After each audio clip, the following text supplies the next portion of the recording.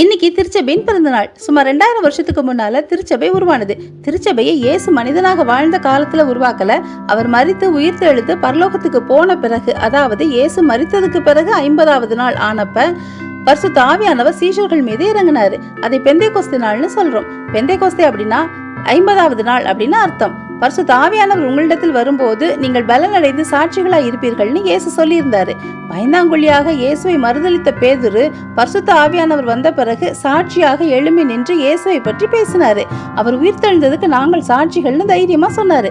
ஆயிரக்கணக்கான மக்கள் இணைஞ்சு திருச்சபை உருவானது.